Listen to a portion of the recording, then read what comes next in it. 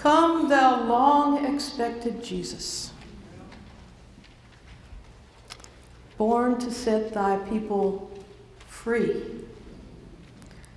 from our fears and sins. Release us. Let us find our rest in thee. We said earlier that our notions of communion are formed by the prehistorical story of the Garden of Eden and the post-historical story of the New Jerusalem. Maybe so.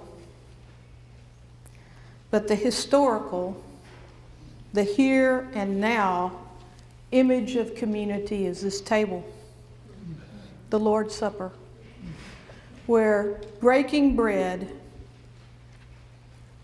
and drinking the cup, the work is to stay at the table and build community in the here and the now. And friends, here's the kicker. The first function of community is to disillusion us. To come to terms with the reality that no one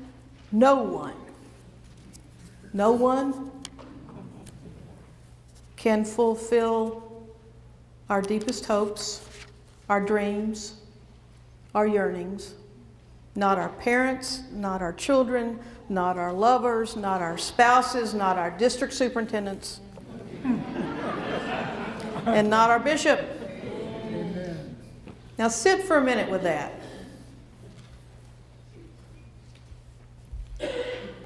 At this table, Jesus was betrayed by his closest friends. And if the table is the archetype of community and history, and we are wounded and disappointed at this table, how do we regain community? How can this table be a foretaste of something else? Jesus brings the disciples together in the Passover meal. One will betray. Power struggles are ongoing. How does Jesus respond? Jesus says, the only cure is prayer. And that's not just saying prayers, that's being a prayer. How are we to stay at the table together? Think of that Last Supper table. What do you actually do between memory and hope? Between memory and hope. Some of us become Methodist clergy. And hope that the orders will give us belonging and support. And we learn our limits and the limits of those around us. What practices have you discovered that help you with that?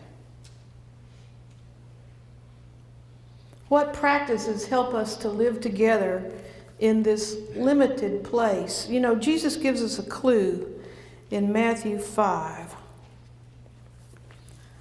where he says, I bought this Bible when I was younger. You have heard it said, you shall love your neighbor and hate your enemy. But I say to you, love your enemies and pray for those who persecute you. Yes, amen. Pray for those who persecute you. You know, when I was young, I thought, how do you get an enemy?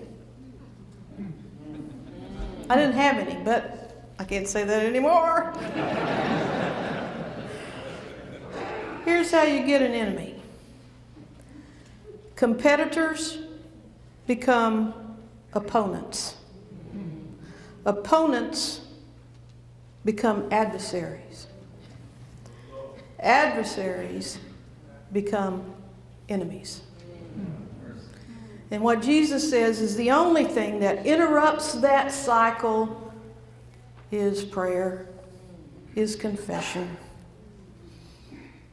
The only thing that can break that cycle and keep us at table with the other broken, limited, selfish, needy, annoying, bright, talented, and committed, generous people is Christ. Is Christ. There is no one who can meet us at our deepest needs except Jesus Christ. His advent, his coming, is the occasion for us to do some spiritual hygiene. A little spiritual heavy lifting. Remember I said in the Johannesburg airport, there was the African proverb, if you want to travel fast, go alone. If you want to travel far, go together. We who want, desire, yearn to be responsive to God's will in our preparation for his coming need to do some shedding. We who want to be responsive to God's will stay at the table. What are you willing to let go of? Are you willing to stay at the table right or wronged?